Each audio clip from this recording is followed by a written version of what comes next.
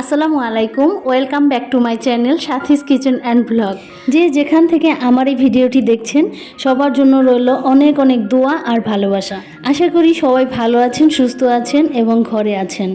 বর্তমান যে বৃষ্টির অবস্থা আর বন্যার পরিস্থিতি, টিভি এবং ফেসবুক পেজ এসবের মধ্যে যা দেখছি, দেখার পরে মনটা একদম ছোট হয়ে যায়। আল্লাহ পাকের কাছে দোয়া করি আল্লাহ যেন আমাদের এই প্রাকৃতিক দুর্যোগ এবং বিভিন্ন ধরনের নানাবিধ সমস্যাগুলো খুব দ্রুত যেন সমাধান করে দেন। আমাদের এই বর্তমান পরিস্থিতি বা সমস্যাগুলো সমাধানের উদ্দেশ্যে আল্লাহ পাকের কাছে আমরা এই দোয়াটা সবসময় মনে মনে বলতে পারি। এতে করে আল্লাহ পাক আমাদেরকে অবশ্যই রহমত দান করবেন। আল্লাহুম্মা আউযুবি ওয়াজহিক অথবা লা ইলাহা ইল্লা আনতা সুবহানাকা ইন্নী কুনতু মিনাজ জালিমিন। সবাই একবার করে করে এই দোয়াটা পড়বেন আমাদের দেশের বন্যার্ত মানুষদের জন্য। আর পাশাপাশি কমেন্ট বক্সে অবশ্যই আমিন লিখবেন, কারণ এতগুলো দোয়ার মাঝখানে কার না কার দোয়া কবুল করে ফেলেন আল্লাহ, সেটা একমাত্র আল্লাহ পাকই ভালো জানেন। আর এজন্য কিন্তু আমিনের ফজিলত অনেক। এখানে আমি রাতের বেলা কিছু শুকনা বাজার এনেছিল, তো সেগুলোকেই গুছিয়ে নিচ্ছি। এখানে আমি রাখছি আটা, 4 প্যাকেট চা পাতা আর সাথে ছিল 1 প্যাকেট ম্যাকারনি। যারা আমার ভিডিওগুলো শুরু থেকে দেখছেন তারা তো অবশ্যই জানেন চা ছাড়া আমার চলেই না। সেজন্য আমি এখানে একটু বেশি করেই চা এনে রাখি, যাতে করে একটু নিশ্চিন্তে চলতে পারি। আপনাদের সাথে কথা বলতে বলতে আমার বাজারগুলো গুছিয়ে নেওয়া শেষ। আজকে আপনাদের সাথে আপনাদেরই রিকোয়েস্টের একটা ভিডিও শেয়ার করব। আর এই রিকোয়েস্টটা ছিল আমার অনেক দিনেরই, কিন্তু সময়ের জন্য করে ওঠা হয়নি। আবার কমেন্টের মাধ্যমে উত্তর দিলে দেখা যায় কি আপনারা হয়তো আমার কমেন্টের রিপ্লাইটা পড়েন না, সেজন্য দেখা যায় পরবর্তীতে আবার সেই প্রশ্নটাই করেন। তো সেজন্য এই ভিডিওটাকে আমি সুন্দর করে আবার নতুনভাবে সাজিয়ে করেছি, যাতে করে আপনাদের সবার সব ধরনের প্রশ্নের উত্তর এক ভিডিওর মধ্যেই দিতে পারি। এই ঝুড়িগুলো আমার খুবই কাজে আসে, কারণ এই ধরনের প্যাকেটজাত বাজারগুলো, যেগুলো প্যাকেটের খাবার, সেগুলো জারে তো রাখা হয়ই, কিন্তু তারপরে যে প্যাকেটগুলো বাড়তি থেকে থাকে সেগুলো এভাবে সাজিয়ে রাখলে খুব সহজেই হাতের কাছে পাওয়া যায়।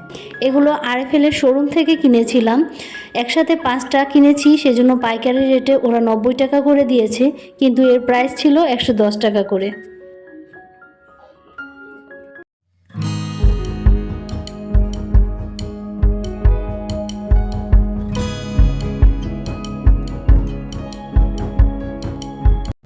সবার প্রথমে আমি আমার টি কর্নারটাকে একটু মুছে পরিষ্কার করে এরপরে নতুনভাবে সব কিছু রেখে সাজিয়ে গুছিয়ে নিলাম। কারণ আমার এই জায়গাটা যেহেতু রান্নাঘর, এখানে তেল চেটচেটে ভাবটা একটু বেশি হয়, সেজন্য এসব জিনিস একটু বেশি ক্লিনিং করতে হয়। প্রিয় বন্ধুরা, আমার এই ভিডিওগুলো যদি আপনাদের কাছে ভালো লেগে থাকে তাহলে প্লিজ প্লিজ আমার পাশে থেকে আমাকে একটা লাইক করে দিবেন। আর আমাকে আপনাদের বন্ধু করে পাশে রাখতে চাইলে অবশ্যই সাবস্ক্রাইব করতে হবে। সাবস্ক্রাইব করার পরে পাশে থাকা বেল বাটনের অল অপশনটি কিন্তু অবশ্যই প্রেস করে রাখতে হবে, তা না হলে আমি ভিডিও ছাড়লে আপনাদের কাছে পৌঁছাবে না। আপনাদের সাথে কথা বলতে বলতে টি কর্নারটা গোছানো শেষ। তো এখন আমি আপনাদের সাথে আমার কিচেন ক্যাবিনেটের ভেতরটা আবারও শেয়ার করছি, কারণ আপনাদের বারবার একটা রিকোয়েস্ট ছিল যে আমি আপনাদের সাথে যেন এটা আবারও ডিটেলে শেয়ার করি। সবার শুরুতে বলে দিচ্ছি, আমার এই কিচেন ক্যাবিনেটটার প্রস্থ হচ্ছে 6 ফিট। এটা আমার কিচেনের একটা নির্দিষ্ট মাপ অনুযায়ী আমি করেছি। এটা নিজের ইচ্ছা মতন বাড়িয়ে কমিয়ে নেওয়া যেতে পারতো, কিন্তু আমি এখানে আমার রান্নাঘরে যতটুকু জায়গা ছিল ততটুকু জুড়েই এই মাপটা নিয়েছি। ক্যাবিনেটটার পাশে রেখেছি মশলার জারগুলো রাখার জন্য একটা লম্বা করে তাক। এই তাকটা আজ থেকে প্রায় 3 বছর আগের করা। তখন আমি জেএস ব্লক, এটা আমি খুব দেখতাম, তো জেএস ব্লকের জেসমিনাপুর কাছে দেখেছি উনি ছোট করে এই তাকটা বানিয়েছিল। কিন্তু যখন আমি ঘরে রান্নাঘরের কাজটা শুরু করেছি তখন আমি আমার ইচ্ছা মতন একটু বড় করে করেছি, যাতে করে মশলার জারগুলো সব এক জায়গায় রাখতে পারি। এখানে আমার আরও মশলার জার ছিল, সেগুলো ছিল প্লাস্টিকের। তো প্লাস্টিকটাকে বর্জন করতে চাচ্ছি। আর তাছাড়া সামনে তো আপনাদের সাথে কিচেন ট্যুর শেয়ার করব, তখন দেখা যাবে যে প্লাস্টিকের জারগুলো দেখতেও এখানে বেমানান লাগবে। কিছু প্লাস্টিকের জার আমি অনলাইনে অর্ডার করেছি, তো সেগুলো আসতে আসতে এই জায়গাগুলো আপাতত খালি রেখে দিচ্ছি। তো যাই হোক, এখন আপনাদের সাথে ক্যাবিনেটের ভিতরটা খুলে দেখাচ্ছি। ক্যাবিনেটটাকে আমি 3টা পার্ট করেছি, 3 পার্টে 3 ধরনের জিনিস রাখা যাবে। তো এর মধ্যে প্রথম যে পার্টটা, এখানে আমি একটা মেডসিপ সিস্টেম করেছি। এখানে আমি রান্না করা খাদ্যগুলো এভাবে রাখি। এই বেডশিটটার মাঝখানে মাঝখানে আমি ছিদ্র করে নিয়েছি, যাতে করে এর ভিতরে বাতাস প্রবেশ করতে পারে। আর আপনারা চাইলে কিন্তু এই জায়গাটা বড় করেও কাটিয়ে নিতে পারেন।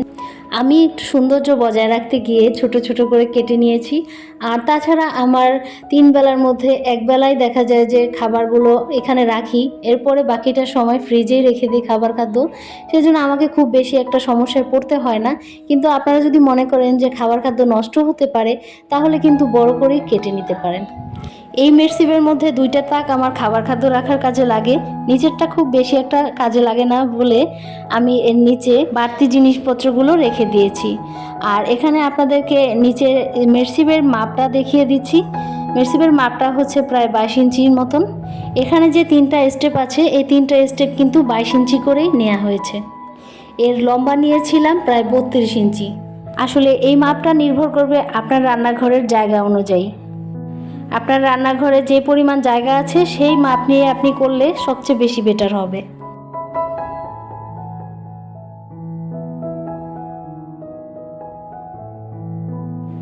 এই তো গেল মিডসিপের একটা পার্ট। আর এই যে 2টা সাইড, এই 2টা সাইডে আমি আমার প্রয়োজনীয় জিনিসপত্রগুলো রাখি। রেগুলার ব্যবহারের জিনিসপত্রগুলো আমার হাতের কাছেই রাখার চেষ্টা করি, সেজন্য নিচের ক্যাবিনেটগুলোতে রাখতে স্বাচ্ছন্দ্য বোধ করি। এখানে আমার হাতের কাছে যা যা দরকার আছে সব কিছু এখানেই রেখে দিয়েছি। আর নিচের যে পার্টটা আছে সেখানে রেখেছি আমার যে বাড়তি হাঁড়ি পাতিলগুলো, যেগুলো মেহমান আসলে সাধারণত ব্যবহার করা হয়, সেই ধরনের জিনিসপত্রগুলো।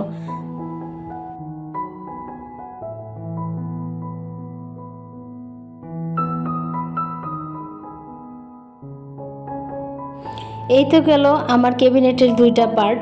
এখন আপনাদের সাথে শেয়ার করব এই ক্যাবিনেটের আরেকটা অংশ। আরেকটি গুরুত্বপূর্ণ কথা, সেটা হচ্ছে ক্যাবিনেটের ভিতরে আমি একটু তালাচাবি সিস্টেম রেখেছি। অনেক সময় দেখা যায় যে রান্নাঘরে অনেক কিছু গুরুত্বপূর্ণ জিনিস থাকে, সেগুলো রাখার জন্য একটু লকার সিস্টেম থাকলে ভালো হয়। দেখা যায় যে আমার বেলায় যেটা ঘটে, অনেক সময় কাজের লোকেদের হাতেও ছেড়ে আমাকে ঘর থেকে বের হতে হয়। যেমন বাচ্চাকে স্কুলে আনতে গেলেই ঝটপট দৌড় দিতে হয়, তখন নিজের সেফটির জন্য অনেক প্রয়োজনীয় জিনিস রান্নাঘরে ঝটপট রেখে দৌড় দিতে পারি, সেজন্য লকারের সিস্টেম রেখেছি। এই সাইডটাতে রেখেছি বাড়তি কিছু প্লেট, চামচ, বাটি, এই ধরনের জিনিসপত্রগুলা।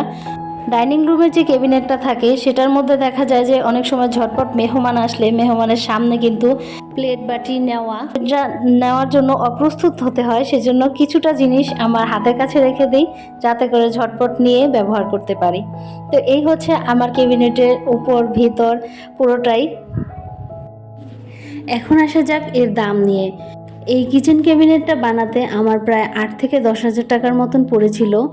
আর এখানে উপরে যে টি কর্নারটা, এটাও বানিয়েছিলাম, এটার দাম ছিল 1,000 টাকা। অনেকে এর ম্যাটেরিয়াল সম্বন্ধে জানতে চেয়েছিলেন। এটা বোর্ড দিয়ে বানানো, বোর্ডের বিভিন্ন ধরনের আসবাবপত্র বানানো হয়, তো সেই ধরনের দোকান থেকেই আমি এটাকে বানিয়ে নিয়েছি।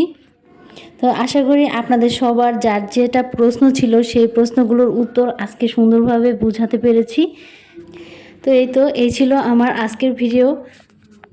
খুব বেশি বড় করিনি, কারণ বর্তমান যে পরিস্থিতি সবারই মন মানসিক অবস্থা অত্যন্ত খারাপ। আমার নিজের মন মানসিকতাও একদম ভালো নেই। দেশে একটার পর একটা বিপদ আর দুর্যোগ লেগেই আছে, আর এটা কিন্তু আমাদের সবারই কাম্য না। আল্লাহর কাছে দোয়া করি আল্লাহ যেন আমাদের এই সমস্যাগুলো খুব দ্রুত সমাধান করে দেন। তো আজকের ভিডিওটা আপনাদের কাছ থেকে এখানেই শেষ করতে চাচ্ছি। দেখা হচ্ছে সামনের কোনো নতুন ভিডিওতে। সেই পর্যন্ত সবাই ভালো থাকবেন, সুস্থ থাকবেন। আল্লাহ হাফেজ। আসসালামু আলাইকুম।